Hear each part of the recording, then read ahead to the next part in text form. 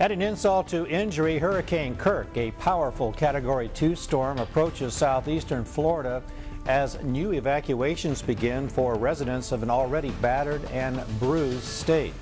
This as time runs out for search and rescue teams trying to find survivors from Hurricane Lay's devastating triple strike over the last 2 days.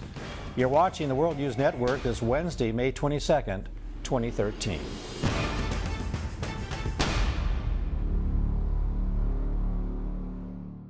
Hello, I'm Gil Williams. The images are fresh as people in Florida can't believe they could face another hurricane strike in the coming days. We'll update you on Hurricane Lay in a moment, but first, let's talk about Kirk. This morning, the Florida Department of Emergency Management says thousands of people are on the roads trying to move west and north away from Kirk. Even if drivers can find an open highway, the safety of those roads could be an issue, as structural engineers haven't had a chance to check the countless bridges and overpasses damaged by Lay.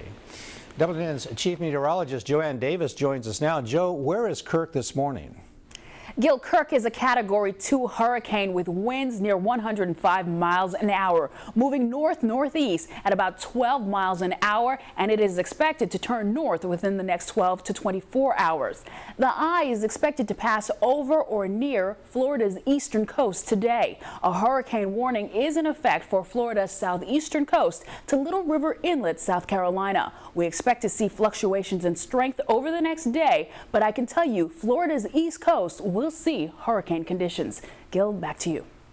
Thanks, Joe. Power outages across the state currently top 1 million households, a number that will likely stay pretty constant as restoration teams will soon evacuate ahead of Kirk. Our team coverage continues now as particularly hard-hit Melbourne now braces for a second impact, hurricane-force winds and dangerous surf. WNN's Brooke Lotz is in Melbourne. Brooke, I understand the president is talking to victims there. Gil, the president and Governor Rick Scott have toured the damage and spent several hours talking to survivors. The people here are in disbelief, while first responders, FEMA, the National Guard, Coast Guard, and military work against the clock before they will be forced to suspend search and rescue operations because of Kirk. 3 days after the Category 4 storm struck Melbourne, we still don't know how many people have been killed, injured, or trapped in rubble. We did meet a woman today who told us her social media post helped first responders locate her under rubble from her home. Meantime, those who evacuated ahead of Hurricane Lay aren't allowed back to check on their property until after Kirk passes. Right now, at least 168 shelters are open in 31 counties across the state. Let's go across the state now. My colleague Angie DeWild is in Pensacola. Angie, it's only been 24 hours since Lay blew through the Panhandle as a Category 2 storm. That's right, Brooke. Lay devastated the beach communities from Panama City west to Pensacola. Lay has now weakened to a tropical depression with winds less than 35 miles an hour. But while still a hurricane, it did a lot of damage here. As you expect, there is a lot of damage and debris on the roads.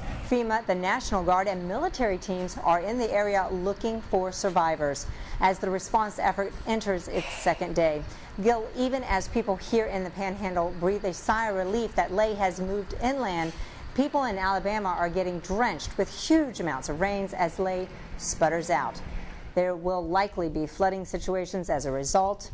Back to you.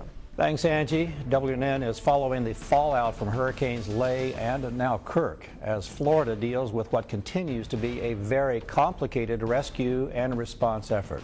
So stay with WNN for continuing coverage of both hurricanes. For the World News Network, I'm Gil Williams.